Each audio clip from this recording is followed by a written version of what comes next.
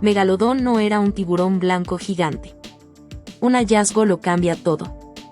Durante años te han mostrado al megalodón como una especie de tiburón blanco con esteroides, pecho enorme, cuerpo tipo barril, una cabeza gigantesca y una potencia que, supuestamente, lo hacía ver como el depredador definitivo de todos los tiempos. Y claro, suena perfecto para pósters, películas y juguetes. Pero hoy quiero que hagamos algo distinto en Jurassic Files. Vamos a dejar de lado ese doble del tiburón blanco y vamos a seguir una pista mucho más incómoda. Una que nace de algo que casi nunca se ve en los documentales. Una columna vertebral real. Porque aquí está el giro que lo cambia todo, y si el verdadero gigante no era un tanque musculoso, sino un crucero largo, estilizado, y más parecido, en forma general, a un tiburón limón gigantesco. Sí, suena raro, pero quédate, porque en este video vamos a recorrer el hallazgo que obligó a replantear el cuerpo completo del megalodón, cómo se reconstruye un animal cuando casi todo lo que tiene son dientes, y por qué el agua, literalmente el agua, hace casi imposible que un megatiburón voluminoso sea eficiente cuando lo escalas a tamaños absurdos. Y ojo con esto, porque lo más interesante no es solo cómo se veía, sino lo que esa forma implica. Cómo se movía, cuánto gastaba, cómo cazaba, y, al final, por qué esas mismas ventajas pudieron convertirse en una trampa cuando el planeta cambió. En serio, si entiendes el cuerpo correcto, entiendes también el principio del fin. Si te gustan estas historias donde un detalle fósil tumba una idea gigante, suscríbete ahora y activa notificaciones, porque aquí nos clavamos en lo que la evidencia permite y también en lo que la evidencia prohíbe. Y lo que viene, prohíbe muchas fantasías. Empecemos con el gigante equivocado. El problema principal es ese, el gigante equivocado. Durante años nos vendieron la versión fácil. La versión que cabe en una frase: si escalas un tiburón blanco, obtienes un megalodón. Y listo, misma silueta, mismas proporciones, solo multiplicadas. Cabeza en forma de cono, cuerpo fuerte, cola enorme, puro músculo y velocidad. Esa imagen nació por una razón simple, era lo que teníamos a la mano. Dientes del tamaño de una palma, montones de dientes, y casi nada de esqueleto.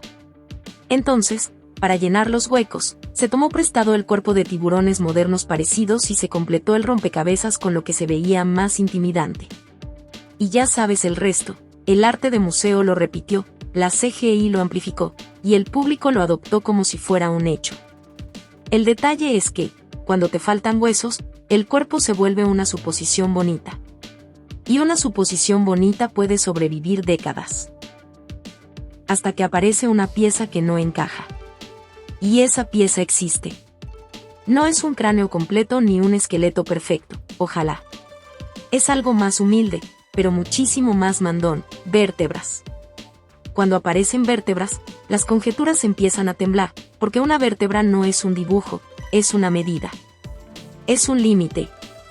Esto era así de largo, aunque a la imaginación no le guste. Y aquí entra la protagonista silenciosa de esta historia. Una línea sobresaliente de vértebras encontrada en Bélgica. Ese conjunto conserva un tronco de 11.1 metros. Ojo con la palabra tronco, no estamos hablando del animal completo. No es de hocico a cola. Es la sección central, lo que va detrás de la cabeza y antes de la cola. Esa cifra, por sí sola, ya es un problema para el megalodón tipo tanque compacto. Porque si tu tronco mide 11.1 metros, no puedes acomodar mágicamente una cabeza y una cola sin que la longitud total se dispare. Un tronco tan largo estira todo. Donde iría la aleta dorsal, donde se ubican las aletas pectorales, donde tiene que empezar la cola, cómo se distribuye el músculo, y cómo se mantiene estable el cuerpo cuando se mueve. Imagina que apilas esos anillos vertebrales y te preguntas, ¿qué silueta sale de aquí? No te sale un animal chaparro y ancho. Te sale una longitud inconfundible. Y esa longitud no es negociable. Una vez que cuentas y mides esos centros vertebrales, no puedes decir bueno, pero en mi versión el cuerpo es más compacto. No. La distancia está ahí. Y eso importa por una razón que casi nadie menciona. En un tiburón, las aletas y los músculos no se colocan al azar. Las aletas se insertan alrededor de cierto número de vértebras, Los músculos deben abarcar esas distancias para generar potencia, y el cuerpo tiene que equilibrarse como un sistema completo. Si el tronco crece, la separación de las aletas crece con él. Y si intentas forzarlo a una forma que no corresponde, el nadador se vuelve inestable o ineficiente. En otras palabras, las proporciones dejan de ser estilo. Se vuelven ingeniería. Y por si te lo estabas preguntando, esto no es un laboratorio inventándose un megalodón nuevo porque sí. Se trabajó con comparaciones y comprobaciones, usando datos de muchas especies para ver qué proporciones son comunes cuando escalas tiburones, y qué proporciones se vuelven un desastre cuando el tamaño se dispara. La idea no era elegir la forma que se vea más cool. Era responder una pregunta fría: ¿qué forma funciona cuando eres gigante? ¿Y qué forma te sale carísima en el agua? Ahora hagamos una prueba mental sencilla, una que mucha gente hace sin darse cuenta. Tomas el contorno de un tiburón blanco, lo alargas y ya. Mantienes el grosor, lo haces más grande, y asumes que el océano lo va a permitir. Pero el océano no funciona así. En tamaños pequeños, el agua perdona más. En tamaños enormes, el agua te cobra intereses. La resistencia del cuerpo aumenta de manera brutal cuando tu sección media es demasiado voluminosa para tu longitud. Y eso se traduce en costo real: cada metro que avanzas exige más energía. Puedes decir pues que tenga más músculo, pero más músculo es más demanda de oxígeno, más calor que mantener, más superficie que empujar, más cosas que alimentar. De repente entras en un círculo vicioso. Haces el cuerpo más fuerte para vencer la resistencia, pero el cuerpo más fuerte aumenta la resistencia y el gasto. Y ese juego, a escala gigante, se rompe. Se vuelve rendimientos decrecientes, trabajas más para avanzar menos. Entonces, ¿qué hicieron los investigadores en este enfoque? En lugar de apostar por la forma famosa, compararon la disposición corporal en una muestra enorme: 145 especies de tiburones vivos y 20 especies extintas. El objetivo era mapear algo específico, donde suelen caer la cabeza y la cola en relación con el tronco vertebral, y cómo cambian esas proporciones cuando los tiburones crecen. Ese mapa interespecífico muestra patrones muy claros. A medida que escalas, hay reglas que se repiten. La colocación de las aletas, la manera en que el cuerpo se estrecha hacia la cola, y la forma general que mantiene la estabilidad y la resistencia en un rango manejable. Y aquí aparece la contradicción de frente: si acumulas demasiado volumen en la parte media cuando ya eres gigante, te sales de la zona estable. Un cuerpo tipo barril puede funcionar en un depredador de unos pocos metros que vive de aceleraciones y emboscadas cortas. Pero cuando lo multiplicas varias veces y pretendes que haga vida de gigante, esa misma panza se convierte en freno. Genera turbulencia, ensucia el flujo de agua que llega a la cola, y le quita eficiencia a cada movimiento. Piensa en lo absurdo que sería pedirle a un barco enorme que navegue como si fuera una lancha con el casco inflado al centro. Puede que avance, sí, pero a un costo ridículo. Por eso las vértebras de Bélgica son tan importantes. Porque con esa distancia del tronco ya establecida, el diseño robusto empieza a verse cada vez menos probable. La evidencia empuja hacia un casco que distribuye el volumen a lo largo del cuerpo, en lugar de concentrarlo en la mitad. Un contorno más largo, más estilizado, más crucero que tanque. No significa que no fuera poderoso. Significa que, para ser poderoso a esa escala, necesitaba primero ser eficiente. Necesitaba ahorrar energía en el desplazamiento, para gastarla solo cuando importa. Y aquí la búsqueda cambia de dirección. Si el molde del tiburón blanco se desmorona cuando lo escalas, entonces no necesitas un velocista más corpulento. Necesitas una forma que navegue con eficiencia y que reserve energía para ráfagas cortas. Una forma donde el flujo de agua sea lo más limpio posible, donde el cuerpo no cree una gran estela turbulenta alrededor de su propia línea media, y donde la cola trabaje en agua relativamente ordenada, no en un remolino creado por un abdomen gigantesco. La recompensa de seguir esa lógica es bastante clara: a ese tamaño, un megalodón lámnido clásico se vuelve muy cuestionable. No porque no pueda existir un depredador grande, sino porque el esqueleto, en especial el tronco, insiste en otra cosa. El mapa vertebral obliga a un contorno más largo. Y si lo aceptas, empiezas a ver cómo se acomodan las piezas, tronco largo, aletas en posiciones coherentes, cola donde debe ir para un desplazamiento estable. Te alejas del mito y te acercas al modelo. Y entonces, de pronto, una comparación que parece extraña se vuelve la más lógica. Aquí está la respuesta que más incomoda al imaginario popular. El diseño corporal del tiburón limón aparece como el mejor molde general para ese tipo de proporciones. Y sé lo que estás pensando, ¿cómo puede un tiburón limón, un animal que mucha gente imagina costero y no tan legendario, servir como referencia para el depredador más grande del océano? Precisamente por su forma. No por su fama. Los tiburones limón tienen un cuerpo alargado y más uniforme. No tienen una inflada exagerada en el centro. Mantienen un grosor más constante a lo largo, con transiciones suaves hacia la cola. Y esa regularidad es oro en hidrodinámica. La cabeza no se vuelve un bloque inflado. La sección media no explota en volumen. Y la cola recibe el agua con menos cambios bruscos de grosor en el cuerpo. Cuando escalas esa clase de diseño, el océano ve un casco largo y limpio. Y un casco largo y limpio, a escala gigante, suele pagar menos resistencia que un cuerpo con panza de barril. Esto rompe un estereotipo muy arraigado. La gente espera que un gigante sea un torpedo grueso con una conicidad muy marcada, como un misil con músculo. Pero cuando comparas las proporciones con el tronco medido, aparece otra idea, un crucero largo, diseñado para desplazamiento constante, con ráfagas cortas y controladas cuando es necesario. Y lo más importante es que esto no se decidió a ojo. Se usa la longitud del tronco vertebral como regla, y luego se estiman las extensiones de cabeza y cola con patrones observados en ese conjunto de especies, las 145 vivas y las 20 extintas. Ese marco convierte una fila de vértebras en un contorno tridimensional funcional sin inflar regiones solo para hacerlo ver más agresivo. Y es aquí donde el tiburón limón gana por lógica.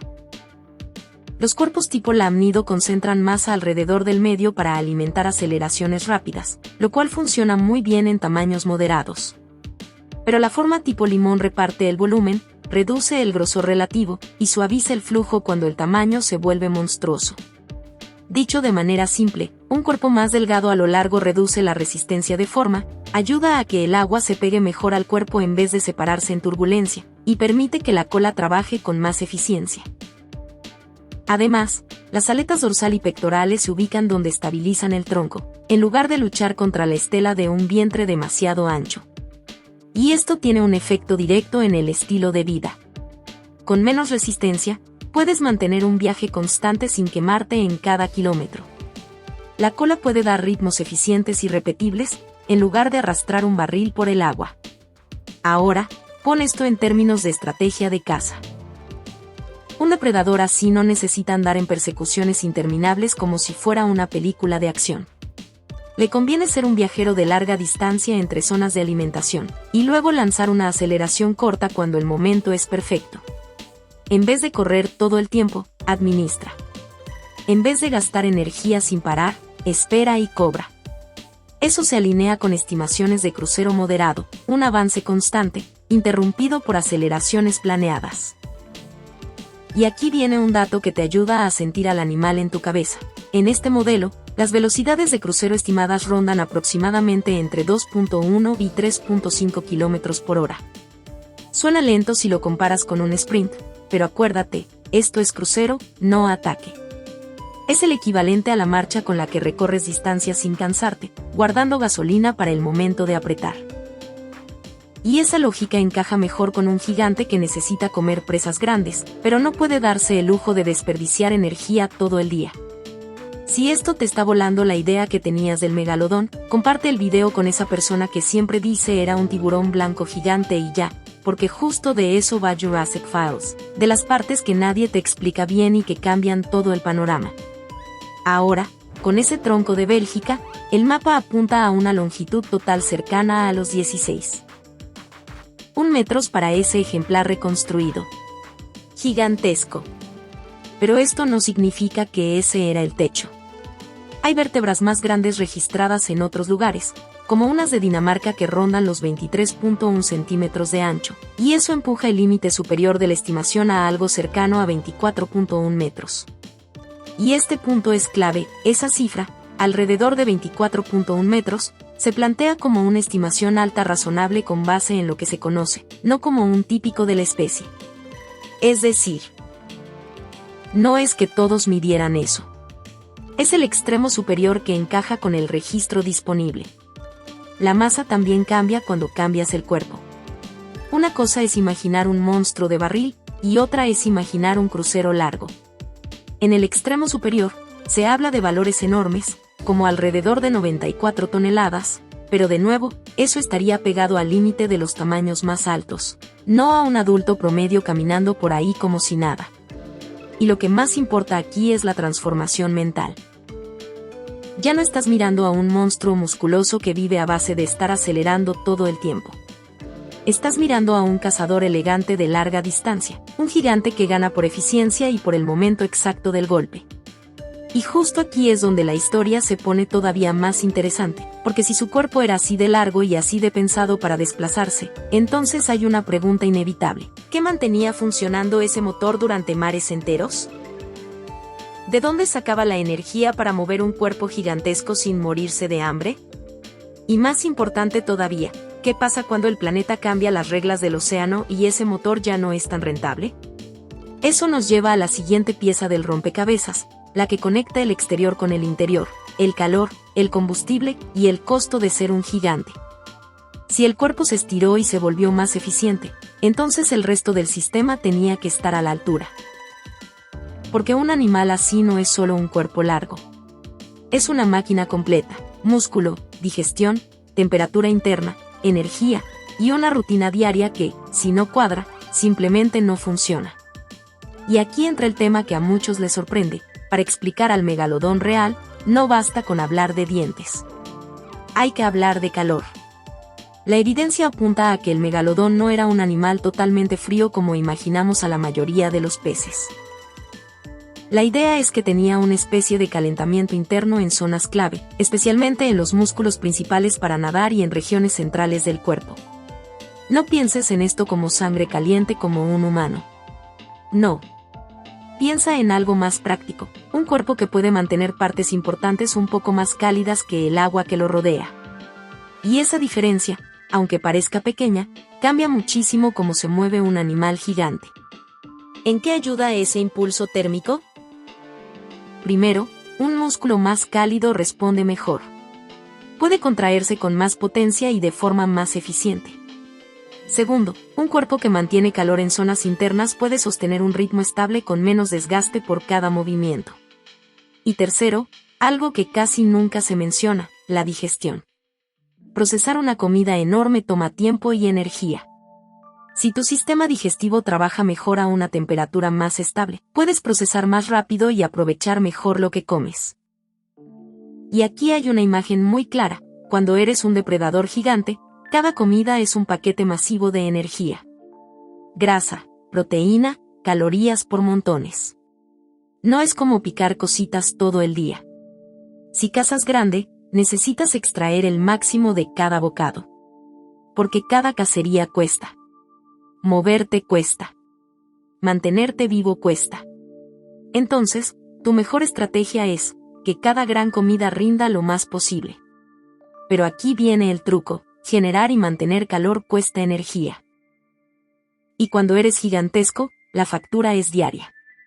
Si el megalodón tenía ese empuje térmico, entonces necesitaba un cuerpo que no desperdiciara energía luchando contra el agua. Y es aquí donde un cuerpo más largo ofrece un segundo beneficio interno que suena simple, pero es enorme, más espacio para un sistema digestivo más largo. Un cuerpo más largo permite un canal digestivo más largo, con más superficie para absorber energía. Dicho de forma sencilla, si tu intestino puede trabajar la comida durante más recorrido, puede extraer más calorías por cada kilogramo de grasa y músculo.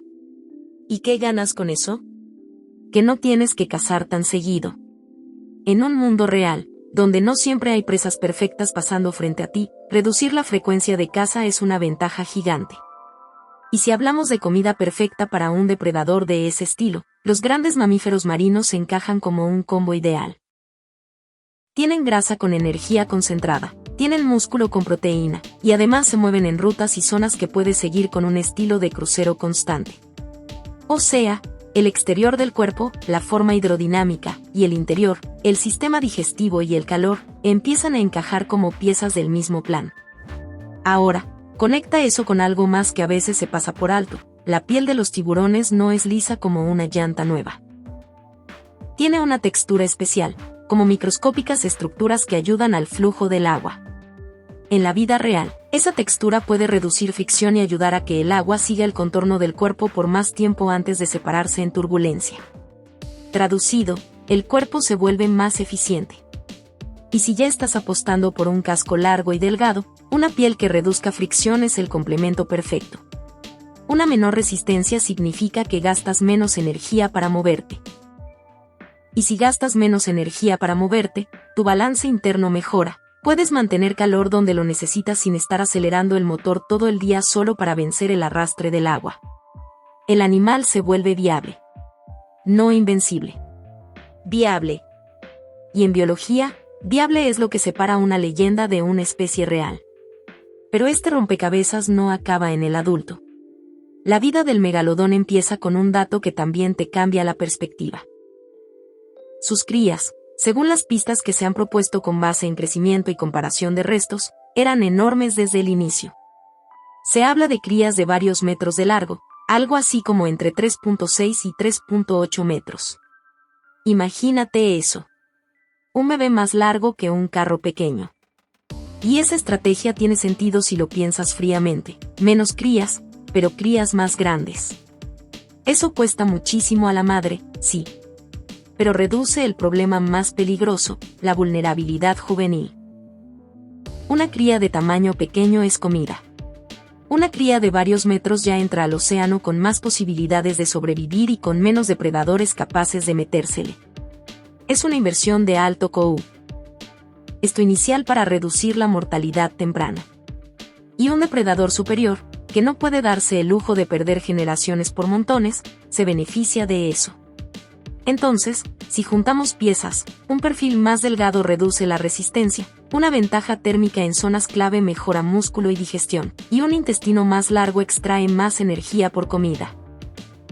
Esa combinación crea un presupuesto energético más realista para un cazador que puede rondar tamaños enormes, moverse a ritmo constante y gastar energía de forma selectiva en el momento de cazar. Pero esto solo funciona mientras el entorno sea el correcto. Y aquí está la parte que te mantiene viendo el video hasta el final, porque ya no se trata solo de qué era, sino de por qué se fue. Porque incluso una máquina bien diseñada puede fallar si el mundo cambia las condiciones para las que fue construida.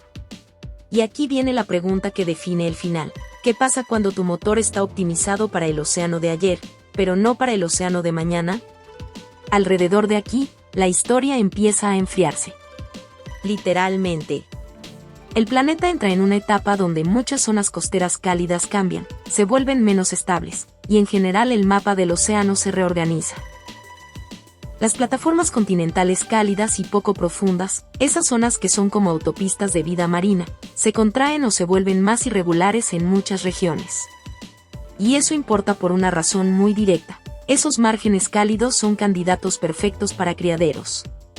Lugares donde las crías pueden crecer con más seguridad, con temperaturas menos extremas, y con recursos accesibles. Si esas zonas se reducen, el reclutamiento de nuevos jóvenes baja. Y si baja el reclutamiento, una especie grande sufre, porque necesita mantener una cadena de generaciones para sostener su población. Al mismo tiempo, muchas presas importantes, incluyendo linajes de ballenas y otros mamíferos marinos, tienden a moverse siguiendo rutas y zonas de alta productividad que, en ciertos momentos, se desplazan hacia latitudes más frías o templadas. No es porque les guste el frío, es porque siguen alimento. Krill, peces pequeños, y regiones donde las corrientes favorecen la comida. Eso significa que la cafetería se mueve.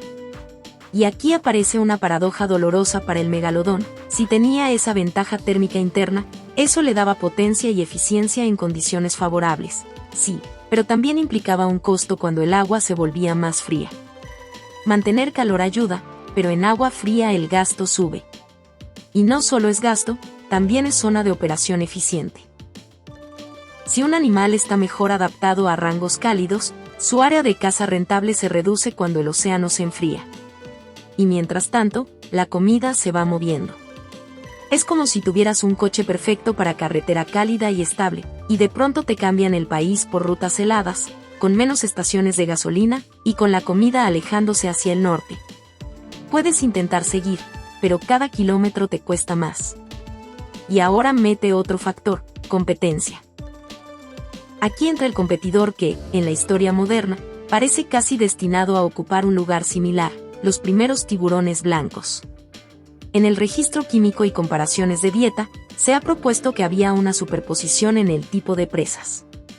Y cuando dos depredadores se traslapan en recursos, no es coexistencia tranquila, es presión. No todo el tiempo a mordidas, sino a disponibilidad. Cada presa cuenta. Cada cadáver cuenta. Cada temporada cuenta. Y aquí, el tamaño no siempre gana. El depredador más pequeño puede tener una ventaja decisiva si tolera mejor el frío, si se adapta más fácil a cambios de ruta, y si puede seguir presas hacia zonas templadas e incluso frías sin pagar un costo energético tan alto como el gigante. En un mundo donde la comida se mueve y el clima se enfría, esa flexibilidad vale oro. Entonces, el escenario se vuelve un doble golpe. Por un lado, se reducen zonas cálidas seguras para crías. Por el otro, las presas se desplazan y el gigante paga más por seguirlas. Y encima, aparece un competidor que puede moverse mejor en el nuevo mapa. Ese tipo de presión no mata en un día. No es un evento de película. Es algo peor, estrés persistente. Una disminución lenta, repetida, que va agotando el sistema. Menos jóvenes entrando a la población, adultos con más dificultad para conseguir energía, y una competencia que no afloja. Y llega un punto donde el equilibrio se rompe. Y aquí el guión nos lleva al momento clave. Hace alrededor de 3.6 millones de años, el patrón deja de ser una oscilación breve y se vuelve un problema constante. Ya no es sube y baja. Es un cambio sostenido. Y en cambios sostenidos, los gigantes sufren primero. Pero todavía falta rematar la idea grande, la regla que decide quién puede ser enorme en el océano y quién no. Porque el caso del megalodón no es solo se extinguió. Es una lección sobre límites. El límite que pone el agua, el límite que pone la energía, y el límite que pone el clima. Y eso es justo lo que viene en la parte 3 y la parte 4, donde cerramos el rompecabezas y volvemos a la pregunta que empezó todo: si no era un tiburón blanco gigante, entonces ¿qué era realmente? ¿Y por qué ese diseño, que parecía perfecto, terminó siendo su sentencia? Si llegaste hasta aquí, suscríbete y comparte este video, porque lo que viene es el cierre que te deja con una imagen del megalodón mucho más real, y mucho más impresionante que el monstruo de cine. Lo que nos lleva a una regla más amplia, una de esas reglas que no suenan emocionantes, hasta que te das cuenta de que deciden la existencia o la extinción. El gigantismo en el océano no es solo crecer y ya. El gigantismo prospera solo cuando 4 cosas se alinean: forma corporal, propulsión, temperatura interna y alimento. Si una falla, el castillo se tambalea. Y en el caso del megalodón, la historia entera se entiende mejor cuando aceptas la primera pieza. No era un tiburón blanco gigante. Era algo distinto en proporciones, y eso cambia todo lo demás. La hidrodinámica pone un límite muy duro. El agua es densa. Mucho más densa que el aire. Eso significa que cualquier exceso de volumen te castiga más. Y ese castigo se convierte en el factor número 1 cuando escalas. Por eso, los diseños que tienden a dominar en animales grandes no son los más musculosos visualmente. Son los más eficientes. Y eficiencia no es debilidad. Eficiencia es poder sostenido.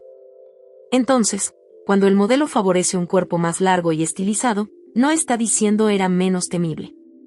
Está diciendo era más viable como gigante. Porque un gigante que se ve impresionante en una imagen, pero que no puede mantener su presupuesto energético, no dura. En cambio, un gigante que navega con bajo costo, puede recorrer grandes distancias, y puede guardar energía para el ataque, ese sí puede dominar. Y aquí es donde el crucero largo cobra sentido completo. No necesitas persecuciones eternas. No necesitas vivir a 40 por hora todo el día. Un depredador que come presas grandes puede funcionar con ciclos. Desplazamiento constante, localizar oportunidad, atacar con ráfaga corta, y luego volver al modo ahorro. Ese patrón es la diferencia entre ser enorme y poder estar vivo siendo enorme. Pero recuerda, este sistema solo aguanta si el entorno te ofrece dos cosas: zonas cálidas adecuadas para reproducirte y presas ricas que puedas encontrar sin gastar más de lo que obtienes. Si cualquiera de esas dos falla, la ecuación se vuelve negativa. Y la naturaleza no negocia con ecuaciones negativas. Ahora, hablemos de ese punto que mucha gente confunde. Si era tan grande, ¿por qué no simplemente comía más? Porque comer más no es solo morder más. Es encontrar más comida. Es perseguirla. Es competir. Y en un mundo donde el mapa del océano cambia, lo que antes era comida segura se vuelve comida lejos. Cuando el clima se enfría y las rutas de presa se reorganizan, el gigante tiene que elegir, seguir a la comida hacia aguas más frías, pagando un costo alto por operar ahí, o quedarse en rangos más cálidos y perder acceso a presas clave. Ambas opciones son malas. Y si encima tienes un competidor más pequeño, más flexible y con mejor tolerancia a esas condiciones, la presión aumenta. Y aquí es donde la idea de solapamiento de dieta se vuelve peligrosa. Si megalodón y tiburón blanco estaban apuntando a presas similares, entonces el tiburón blanco no es solo otro tiburón. Es un rival por calorías. Es alguien que también quiere el mismo paquete energético. Y en un momento de cambio climático y cambios de rutas, los rivales no comparten, compiten. El resultado es lo que ya veníamos armando: menos zonas seguras para criaderos, menos acceso estable a presas ricas, más costo energético, y competencia directa. Eso, sostenido en el tiempo, rompe incluso a un depredador perfectamente diseñado para el océano anterior. Y por eso esta historia es tan potente, porque no te dice se extinguió porque sí. Te dice se extinguió porque su mundo dejó de ser compatible con su diseño. Y eso aplica para muchísimas especies en la historia de la Tierra. Ahora volvamos al inicio, porque aquí se cierra un círculo. Todo arrancó con un problema de imagen: el gigante equivocado. Por años, el megalodón fue dibujado como una ampliación del tiburón blanco. Pero el hallazgo de vértebras y el análisis de proporciones empujan a otra cosa. Un cuerpo largo, estilizado, hidrodinámico, más parecido a un tiburón de contorno uniforme cuando lo escalas a lo absurdo. Ese cambio de cuerpo cambia tu película mental. Ya no imaginas un monstruo que vive acelerando. Imaginas un gigante que cruza mares como un barco vivo, que no desperdicia energía, que se mueve con estabilidad, y que golpea cuando el momento vale el gasto. Es un depredador superior, sí, pero no por ser más ancho. Por ser más inteligente en su forma. Y aquí va una idea que te quiero dejar sembrada antes de entrar al cierre final. A veces, lo más aterrador en la naturaleza no es lo más agresivo visualmente. Es lo más eficiente. Porque lo eficiente dura. Lo eficiente repite el éxito. Y lo eficiente domina sin estar gastando de más. Si esta nueva imagen del megalodón te está cambiando la perspectiva, este es el momento perfecto para dejar tu like y suscribirte, porque en Jurassic Files estamos armando una biblioteca de historias donde la evidencia hace trizas lo que nos contaron en películas. Una regla más amplia decide quién puede ser enorme en el océano abierto. El gigantismo no se trata solo de fuerza. Se trata de que el agua te deje moverte sin quebrarte el presupuesto energético. Se trata de que tu cuerpo sea lo bastante eficiente para que el tamaño no se convierta en tu peor enemigo. Y se trata de que el clima y la comida no cambien tan rápido que dejen tu diseño fuera de lugar. En el caso del megalodón, la evidencia que se ha utilizado en este enfoque sugiere un escenario muy concreto: un gigante con cuerpo más largo y aerodinámico, no un velocista de barril. Un crucero de larga distancia con una estrategia de ahorro y ráfagas cortas. Un animal que encaja mejor con un tronco vertebral largo como el que se observa en ese material clave. Y cuando lo comparas con patrones de muchos tiburones, la reconstrucción que distribuye el volumen a lo largo del cuerpo se vuelve más coherente que la versión tiburón blanco gigante. Y aquí es donde quiero que lo sientas como espectador, porque esto es lo que mucha gente no entiende: cambiar la forma no le quita grandeza al megalodón. se la aumenta. Porque lo vuelve realista a ese tamaño. Lo vuelve posible. Lo vuelve una criatura que no depende de magia biológica. Depende de reglas físicas, arrastre, estabilidad, eficiencia, energía. La hidrodinámica establece un límite de tamaño, y el metabolismo y la distribución de presas deciden quién llega a ese límite.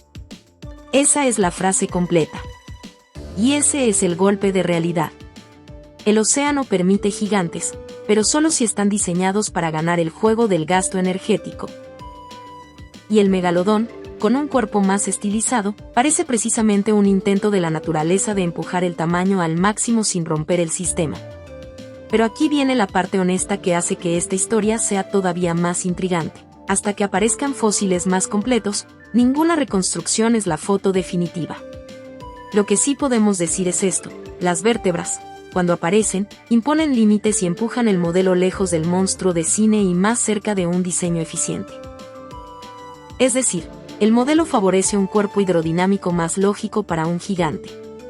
Y entonces, si ese era el megalodón real, su final también se entiende sin necesidad de inventar catástrofes instantáneas. Un mundo más frío, menos zonas cálidas estables para criaderos, presas moviéndose hacia rutas distintas, y competencia por calorías con depredadores más flexibles. Un sistema que funcionaba perfecto para el océano de antes, y que se fue quedando sin piso en el océano nuevo. No por falta de poder, sino por un cambio de reglas.